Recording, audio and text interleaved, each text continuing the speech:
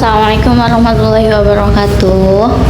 Selamat siang, selamat malam, selamat pagi. Pokoknya salam untuk kalian.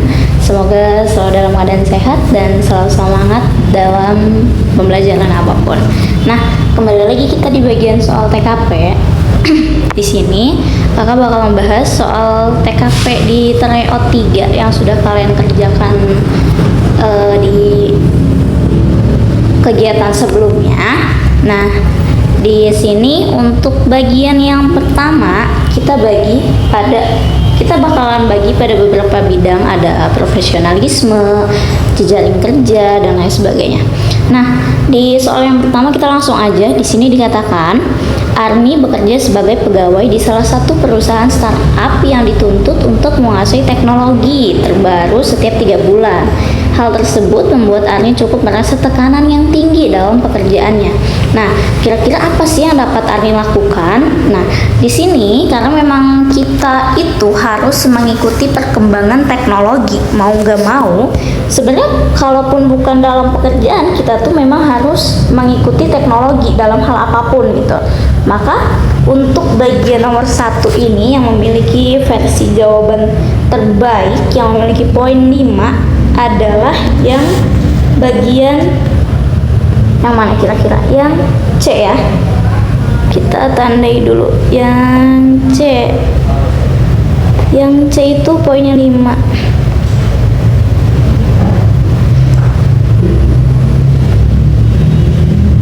Kita cari yang menyala ya guys. Nah, yang C poinnya 5. Nah, di sini dikatakan rutin mengikuti perkembangan informasi internal, menjaga relasi dengan rekan kerja terutama atasan, dan rutin berlatih menggunakan teknologi yang diperkenalkan oleh perusahaan. Nah, ada 3 poin yang kita garis bawahi, yaitu yang pertama, mengikuti perkembangan informasi internal. Kemudian yang kedua, menjaga relasi. Jadi ternyata menjaga relasi itu penting loh, apalagi dengan atasan kita. Selain itu kita juga harus terus rutin berlatih, karena tempatnya manusia dimanapun dan kapanpun itu adalah belajar. Kemudian yang memiliki skor 4 adalah poin D. Aduh, jelek banget platnya. Ulang. Nah, yaitu disiplin hadir di town hall, berani memberikan gagasan inovatif, dan selalu berkoordinasi dengan atasan. Tapi perlu kita garis bawahi lagi, sebelum kita berani memberikan gagasan ini, kita harus berlatih terlebih dahulu. Kemudian yang memiliki poin 3 adalah yang B, poin 2 yang E, dan poin 1 yang A. Kalian sisanya boleh dibaca ya. Lalu kita geser ke nomor 2. Di sini dikatakan kegiatan mendaki gunung menjadi hobi yang menarik bagi komunitas pencinta alam, walaupun banyak risiko yang perlu dihadapi. Kabar hilangnya pendaki membuat tim penyelamatan harus ahli dan hati-hati dalam menjalankan tugasnya, apalagi jika medan area gunungnya tidak mudah. Bagaimana supaya tim penyelamat dapat bertugas tanpa ada bahaya yang menimpanya? Jadi poin di sini yang dikatakan adalah tim penyelamat yang menjaga keselamatan dirinya sendiri sebelum menjaga keselamatan orang lain. Gitu ya poinnya. Nah, kita kasih poin yang nomor 2 ini yang memiliki jawaban terbaik adalah yang A. Tentunya kita harus mematuhi seluruh peraturan yang berlaku di daerah gunung dan misi penyelamatan. Melatih fisik juga perlu ya, dan tentunya melatih fisiknya secara rutin dan juga menjaga kesehatan tim. Nah, jadi sebelum menjaga dan menyelamatkan orang lain, kita harus menjaga diri kita sendiri dan tim kita terlebih dahulu gitu. Itu yang lebih penting. Kemudian di nomor 2 ini yang memiliki poin 4 adalah yang mana? Yang B, yaitu berkoordinasi dengan petugas di tempat wisata gunung dan mematuhi standar operasional prosedur penyelamatan. Jadi intinya kita mau nurutin aturan yang ada gitu. Kemudian jawaban yang poinnya 3 adalah yang D, poinnya 2 yang C, dan 1 yang E. Selebihnya boleh dibaca. Kemudian kita bahas nomor 3. Di sini dikatakan Dimas merupakan juara tinju di kelasnya yang sudah mengglobal. Mengglobal itu artinya mendunia, dan dia tuh sudah banyak menjuarai gitu ya. Dia ditawarkan untuk mengikuti program acara yang bertujuan memperkenalkan kekuatan fisik dari berbagai profesi untuk kompetisi mendapatkan hadiah. Bagaimana ia harus bersikap dalam acara tersebut gitu. Oke, di sini kita diberikan suatu konsep, lalu kita diminta untuk respon kita tuh seperti apa gitu kalau kita menghadapi hal yang seperti ini. Baik, di soal nomor 3 ini yang memiliki poin 5 adalah yang D, yaitu mengikuti kompetisi dengan upaya maksimal, artinya tidak setengah-setengah. Seluruh keseriusannya sudah harus kita tumpahkan, kemudian suportif dan meminimalkan terjadinya cedera pada dirinya, tim dan lawannya. Jadi bisa kita katakan sebagai bersaing secara sehat gitu ya. Jadi tidak melukai siapapun termasuk dirinya, tim dan juga lawannya. Jadi jangan sampai kita menganggap lawan tuh yang beneran harus kita habisin, itu enggak boleh. Kita harus bersikap sportif, artinya kita sesuai dengan prosedur yang ada gitu. Lalu nomor 3 ini yang memiliki poin 4 adalah jawabannya yang C. Jadi dalam hal apapun kita usahanya harus maksimal dan tidak boleh main-main, yaitu yang C ini memaksimalnya potensi untuk berkompetisi dengan berbagai jenis lawan dan tetap menjaga kekompakan anggota timnya. Oke. Lalu yang jawabannya poinnya 3 adalah yang E, yang jawabannya 2 adalah A dan B1. Kemudian kita lanjut ke soal nomor 4. Nah, sekelompok mahasiswa dari berbagai universitas berkompetisi dalam bidang akademik dan dibentuk sebagai tim sesuai dengan asal universitasnya masing-masing. Bagaimana supaya tim berpotensi untuk menang? Nah, kalau kita dihadapkan dalam sebuah perlombaan, kemudian kompetisi dan lain sebagainya, itu ada loh strategi untuk kita menang. Kira-kira apa ya strategi yang baiknya? Maka di nomor 4 ini poin yang 5 adalah yang E. Jadi tentu kita harus berdiskusi terlebih dahulu untuk merencanakan strategi kita tuh bakalan A, bakalan B. Kalau enggak A, B, kita plan C dan lain sebagainya. Kemudian kita juga harus memahami kelebihan dan kekurangan masing-masing anggota tim.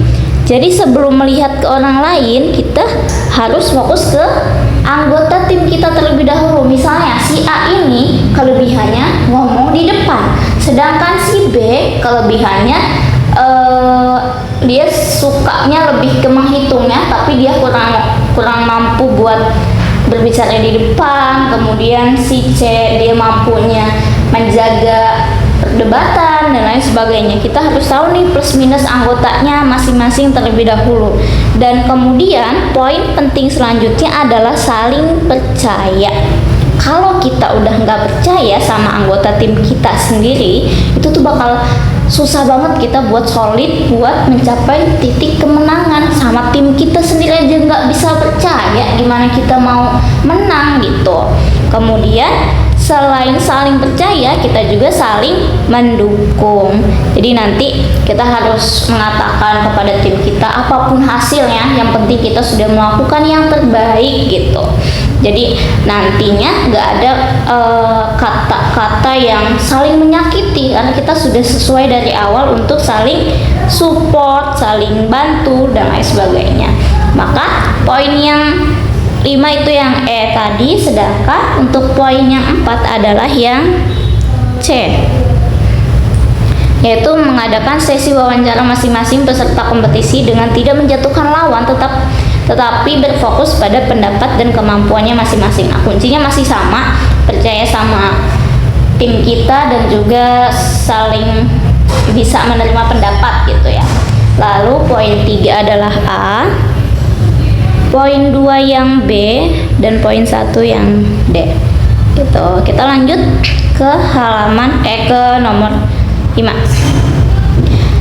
Burhan merupakan seorang dosen mata kuliah manajemen data yang memiliki tanggung jawab untuk memberikan pengetahuan mengenai penggunaan sistem untuk mengolah dan menganalisis data. Supaya mahasiswa dapat memahami maksud dari tujuan mata kuliah tersebut, ia dapat titik-titik.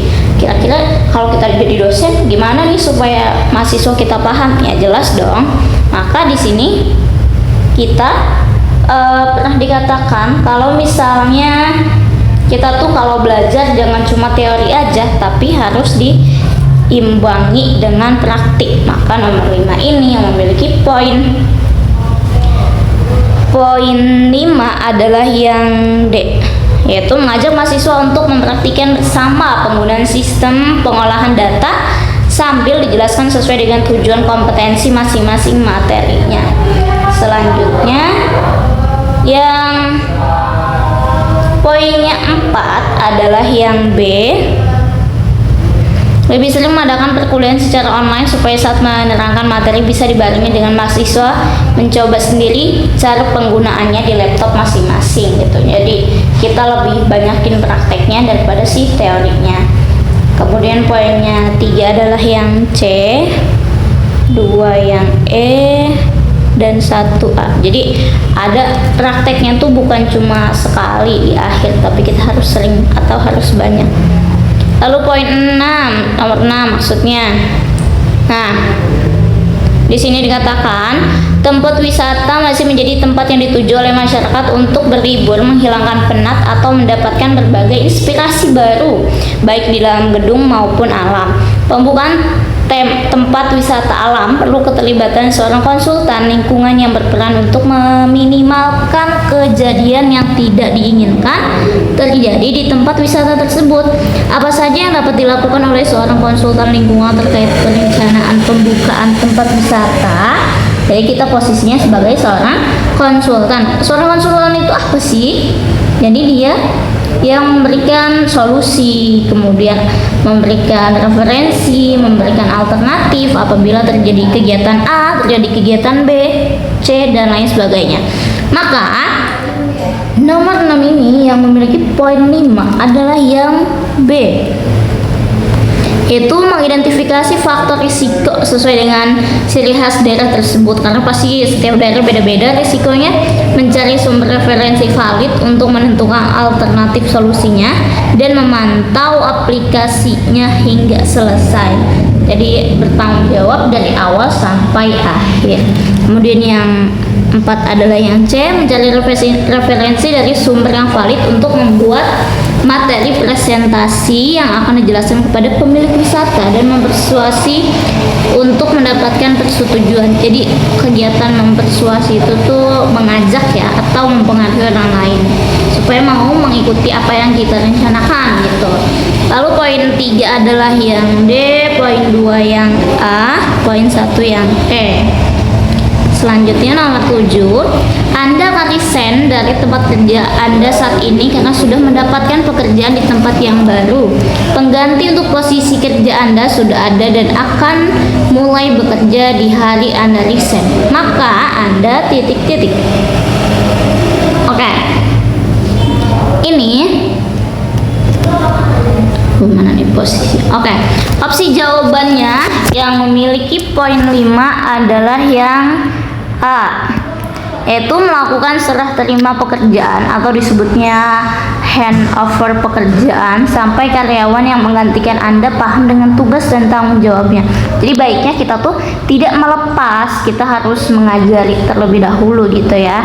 Lalu poin 4 adalah yang B, yaitu menyapanya dengan ramah dan mengobrol seputar pengalaman kerja di tempat lamanya supaya kita saling berbagi pengalaman gitu, karena memang guru terbaik adalah pengalaman katanya.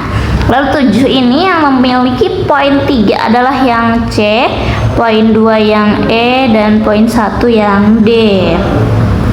Kita lanjut ke nomor 8. Aldo merangkap beberapa pekerjaan. Saat ini ia bekerja di sebuah perusahaan sebagai produser musik dan di saat yang bersamaan agensinya juga menggunakan ruang di perusahaan tersebut untuk berdiskusi mengenai target yang harus dicapai Aldo sebagai seorang musisi juga.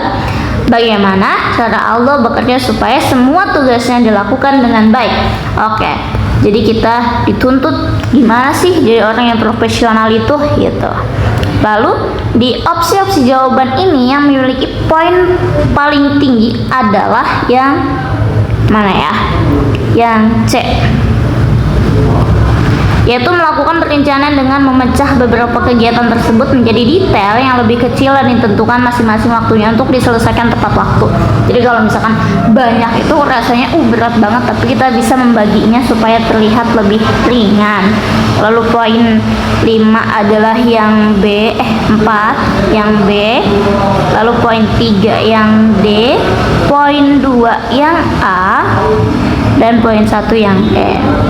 Nah, itu tadi kita di bagian apa yang pertama, profesionalisme ya, tentunya dalam pekerjaan. Kita masuklah ke bagian pelayanan publik. Jadi gimana sih kita melayani publik dengan baik? Caranya gimana? Nah, kita bahas di bagian ini. Kita juga nanti diopsikan pilihan-pilihan yang sesuai dengan dunia kerja. Nah, soal yang ke-9, mudik menjadi budaya setiap kali merayakan hari raya bersama dengan keluarga di kampung halaman. Namun, ada beberapa tempat yang menjadi daerah rawan bahaya yang membuat beberapa pemudik merasa khawatir terhadap keamanan perjalanannya. Bagaimana inisiatif Kapolri terkait hal tersebut? Jadi memang kalau mudik kan pasti macet lah, banyak jadi kendaraan di jalan raya itu lebih banyak daripada hari biasanya. Lalu 9 ini opsi yang terbaik adalah yang B, poin 5. Ih, jelek banget 5-nya nih. Poin 5 itu yang B, yaitu mensosialisasikan bahwa masyarakat yang ingin dikawal di hari mudiknya yang melewati daerah rawan bahaya bisa datang ke pos Kapolri yang sudah disediakan. Jadi dikasih wanti-wanti terlebih dahulu, dikasih himbauan supaya enak gitu ya. Lalu poin yang B, poin yang 4 maksudnya ya. Poin yang 4 adalah yang E, yaitu bekerja sama dengan media untuk memberikan kondisi jalan selama perjalanan mudik dan melakukan rekayasa lalu lintas supaya orang-orang yang belum mudiknya tuh kebayang loh kalau situasi mudik di jalan A kayak gini hari ini, di jalan B kayak gitu ya.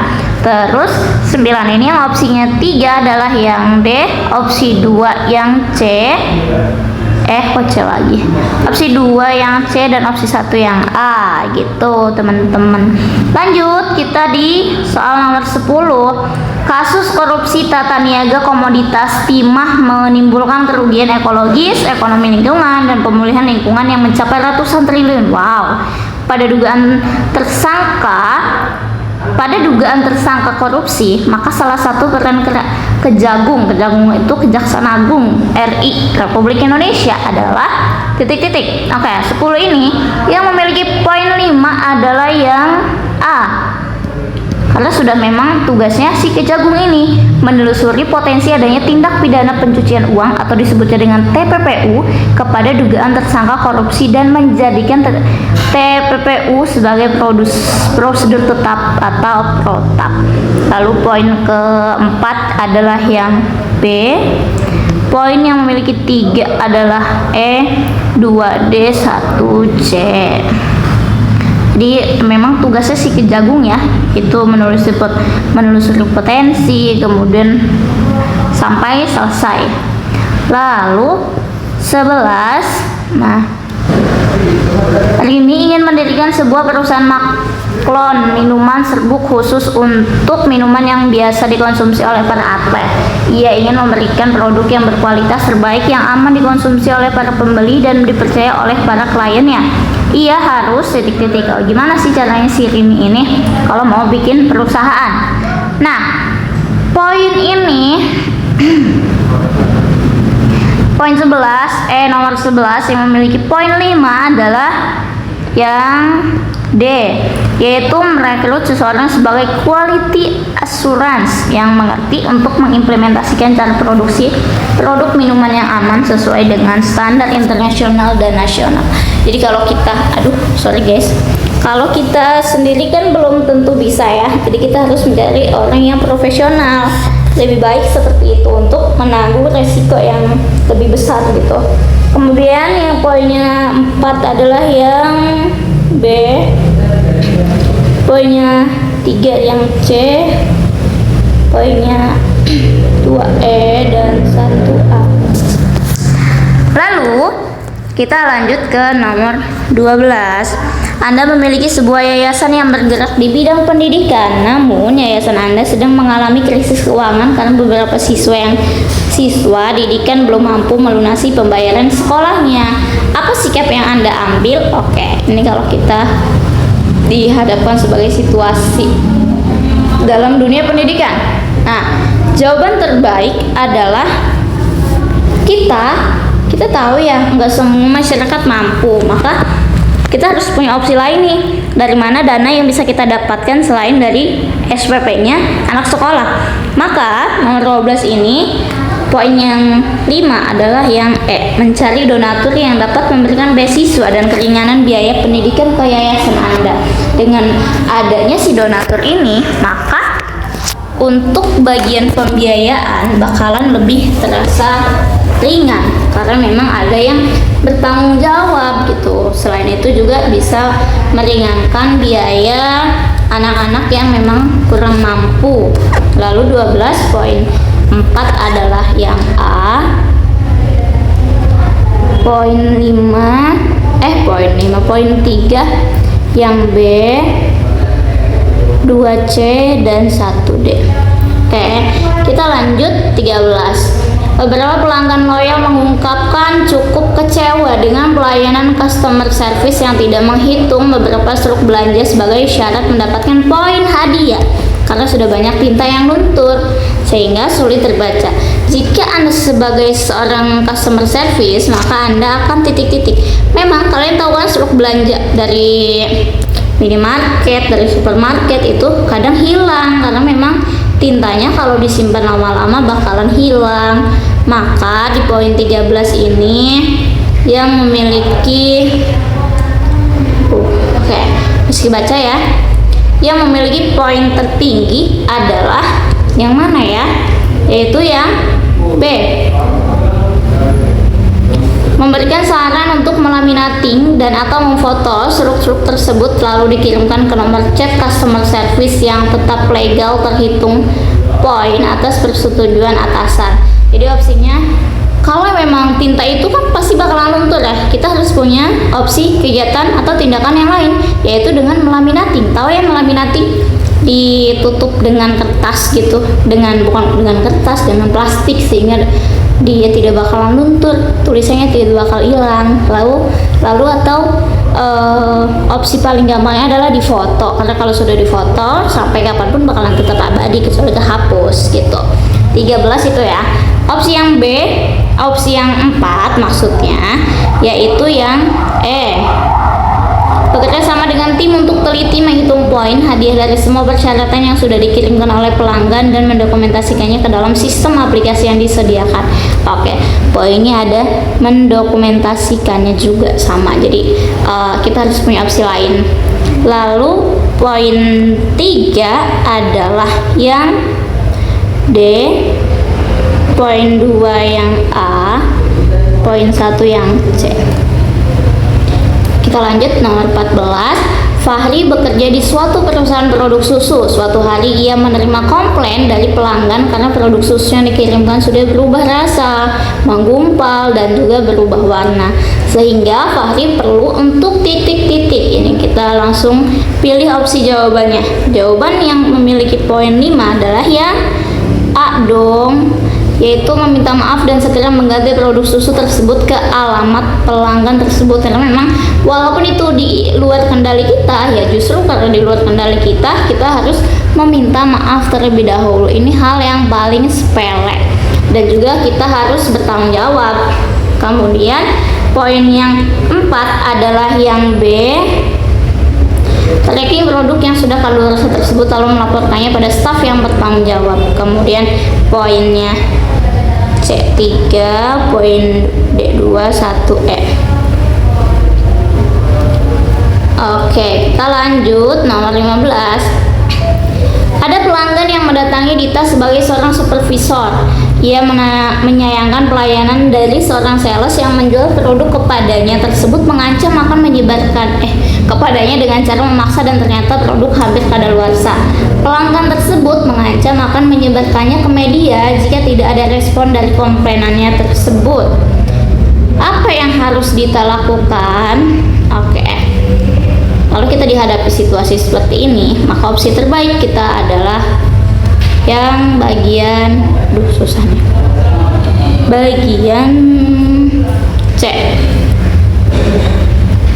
Bersama dengan sales yang dimaksud untuk menemui pelanggan tersebut dan meminta maaf bersama serta mengganti produk yang kadaluarsa dan memberikan merchandise sebagai bentuk kompensasi.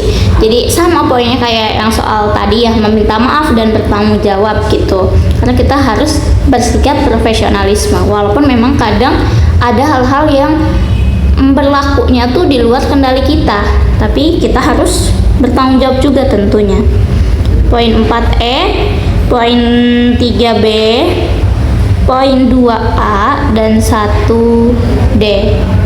Kecil amat satunya. Oke, kita lanjut 16. Nah, 16 ini kita masuklah ke jejaring kerja.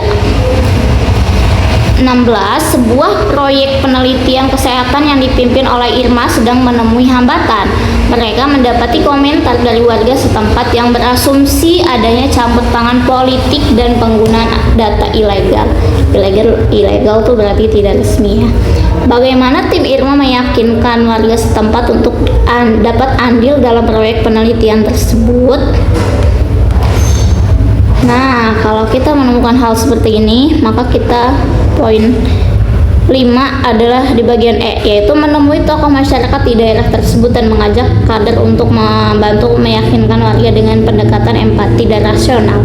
Kita harus ada pendekatan ke tokoh masyarakat dulu, karena memang ya masyarakat bakalan lebih mendengar pemimpinnya daripada kita sebagai orang yang baru datang. Kemudian mengajak kader itu anggota-anggotanya untuk membantu meyakinkan warga dengan pendekatan empati dan rasional gitu. Jadi kita harus menemukan 2 poin ini supaya sama-sama bisa bekerja sama dengan baik. Kemudian poin 4 adalah yang C, poin 3 yang B, poin 2 yang A, dan 1D. Kita lanjut 17. Di perusahaan tempat Anda bekerja terjadi perubahan struktur organisasi yang membuat Anda berpindah posisi dan berganti tim. Saat ini tim Anda terdiri dari berbagai lulusan pendidikan dan karakter yang sama sekali berbeda dengan tim Anda sebelumnya. Bagaimana sikap Anda? Oke, di posisi kita sebagai pemimpin ya, karena memiliki anggota tim Anda gitu. Atau bisa jadi posisinya sama-sama anggota. Maka poin di sini adalah yang B, poinnya 5, yaitu membaca seluruh peraturan terkait dengan posisi kerja Anda, menjaga komunikasi dengan tim, dan bersedia untuk saling membantu. Jadi mau nggak mau apapun yang terjadi, poin ini harus kita lakukan dalam sebuah pekerjaan. Adanya komunikasi yang baik, kemudian kita saling membantu, dan juga tahu aturan kerjanya gitu. Kemudian poin 4 adalah yang E, membuat to-do list atau done list yang rekan-rekan setiap minggunya dan aktif dalam diskusi tim. Lalu 17 ini poin C, 3, poin A2, dan 1D. Kita masuk ke 18. Mana nih? Kita kecilin dulu ya. Oke. Anda ditawari untuk bergabung di tim wilayah domisili Anda untuk mengadakan survei dan mengikuti pelatihan dahulu selama beberapa hari sebelum turun lapangan. Bagaimana cara Anda berkontribusi dalam tim dan proyek survei tersebut? Oke. 18 opsinya yang memiliki poin tertinggi atau poin 5 adalah yang A, yaitu mengikuti pelatihan dengan disiplin, bersikap ramah dengan semua orang yang terlibat dalam survei, terutama dengan anggota tim, dan menjalankan tugas sesuai dengan aturan yang ditentukan. Sama kayak tadi ya, ikuti aturan, bekerja dengan baik, disiplin, pokoknya seperti itu. Lalu poinnya yang 4 adalah yang C. Poinnya yang 3 adalah yang D, yang 2E, 1B. Kita lanjut. 19. Ada suatu mata kuliah yang memberikan kesempatan kepada mahasiswanya untuk berpikir sistem menyelesaikan suatu masalah yang ada di salah satu tempat kerja mahasiswa untuk mencari akar masalah dan solusinya. Tugas tersebut dibagi dalam beberapa kelompok yang dalam satu kelompok memiliki latar belakang profesi dan bidang yang berbeda. Bagaimana cara menentukan keputusan untuk mengambil jenis masalah yang dijadikan tugas dalam kelompok tersebut, sedangkan posisinya berbeda-beda latar belakangnya gitu ya. Nah, 19 ini yang memiliki poin 5 adalah yang D.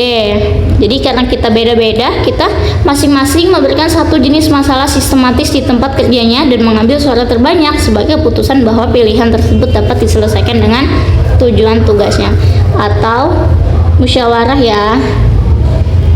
Kita pilih poin, kita ngasih ide dulu nih, kemudian di voting mana yang paling baik dan menurut tim tentunya ya. Oke, poinnya yang 4 adalah yang C. Kemudian poin 19 ini poin 3-nya yang B. Poin 2A dan 1E. Lanjut 20. Dimas sedang menyusun tugas akhir sebagai syarat kelulusan atau disebutnya skripsi ya, kita semua tahu. Kalau S1 sih, tapi kalau jenjang yang lain beda. Saat ini ia sedang membutuhkan bimbingan untuk menguasai penggunaan suatu aplikasi yang akan ia gunakan untuk analisis data. Ia mengharapkan dapat bimbingan dengan harga yang terjangkau. Maka ia ikut pelatihan kah atau apakah gitu ya. Tapi maunya dengan harga yang terjangkau. Maka poin 20 ini yang memiliki poin 5, soal nomor 20 memiliki poin 5 maksudnya adalah yang C. Menghubungi beberapa koleganya yang ahli dalam penggunaan aplikasi tersebut yang dapat membimbing dan bernegosiasi mengenai harga jasanya.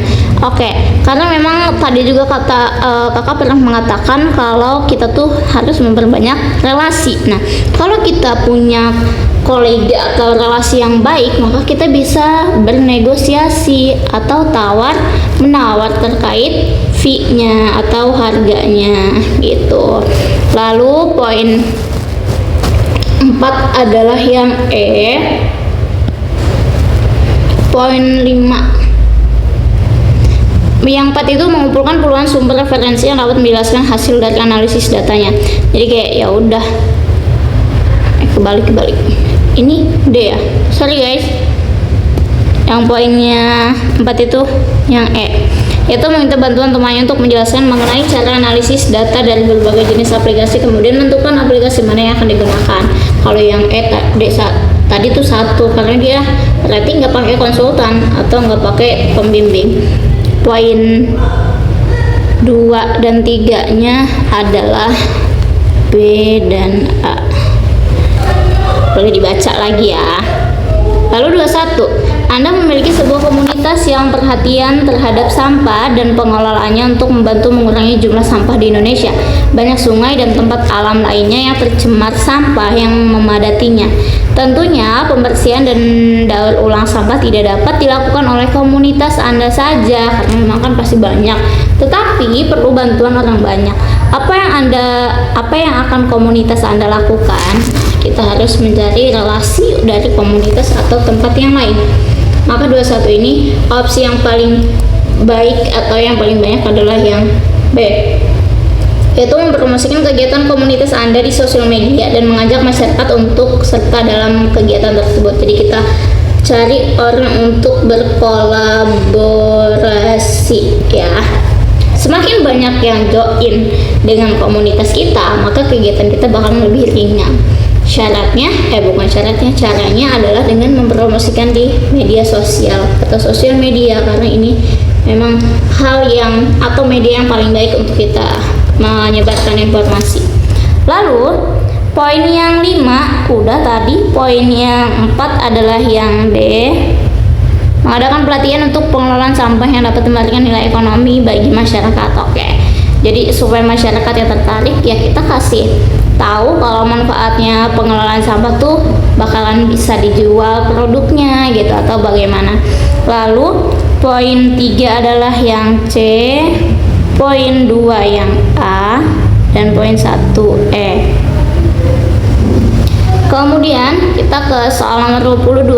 Fikri merupakan seorang kepala produksi di suatu pabrik. Ia saat ini sedang mempersiapkan acara pernikahannya dan cukup membuatnya stres. Lalu ada suatu waktu ia menerima laporan bahwa ada produk reject. Reject itu artinya nggak sempurna ya, karena kesalahan operator produksi yang membuat pelanggan kecewa. Tindakan apa yang harus Fikri lakukan? Sedangkan dia sebagai kepala produksi, pasti dia bakalan kena omel gitu ya. Kemudian maka jawaban terprofesional dari seorang Fikri adalah yang D. Memanggil supervisor yang bertugas di area produksi untuk berdiskusi mencari akar masalahnya dan cara untuk mengembalikan kepercayaan pelanggan lagi dengan komunikasi asertif. Jadi kan pasti ada yang awas tuh kalau lagi ada yang produksi, kenapa lo bisa ada barangnya reject padahal sudah diawasi gitu. Jadi kita harus meminta pertanggungjawabannya terlebih dahulu, lalu kita berdiskusi untuk mencari akar permasalahannya dan supaya kepercayaan pelanggan itu bisa balik lagi ke kita. Kemudian poin 4 adalah yang B, poin 3 yang A, 2 yang E, dan 1 yang D gitu. Nah, terakhir kita di soal nomor 23. Pembangunan infrastruktur desa perlu tetap menjadi prioritas dalam penggunaan dana desa. Ada beberapa desa yang rawan banjir dan longsor di musim penghujan. Bagaimana pejabat memperhatikan hal tersebut? Oke, ini udah gak asing ya, longsor, hujan, banjir, dan lain sebagainya. Maka sebagai seorang pejabat yang profesional dalam sebuah pekerjaan dan tidak banyak janji ketika kampanye saja, maka poin yang mendapatkan nilai 5 adalah yang bagian mana nih? Menugaskan tim pengelola kegiatan atau TPK untuk membangun membangun talut berdasarkan aturan, analisis, dan anggaran dengan bekerja sama dengan tokoh masyarakat setempat. Lalu poin yang 4 adalah yang D. Badan Penanggulangan Bencana Daerah atau BPBD melakukan sosialisasi mitigasi bencana banjir dan longsor di daerah-daerah rawan banjir dan longsor. Tapi kalau sosialisasi doang gitu ya dirasa kurang mantep. Jadi kita harus ada langsung penugasan tim. Kemudian poin 3 adalah yang B, poin 2 C, dan 1 A. Oke, itu untuk TKP di soal tryout 3 kemarin. Dari soal nomor 1 sampai 23 semuanya sudah kita bahas tadi, dapat sebuah pencerahan untuk kalian dan bermanfaat tentunya. Atas segala kekurangannya kakak ucapkan mohon maaf, semoga bisa dipahami dengan baik, dan kakak akhiri wassalamualaikum warahmatullahi wabarakatuh. Terima kasih semua yang sudah menyaksikan dan menyimak.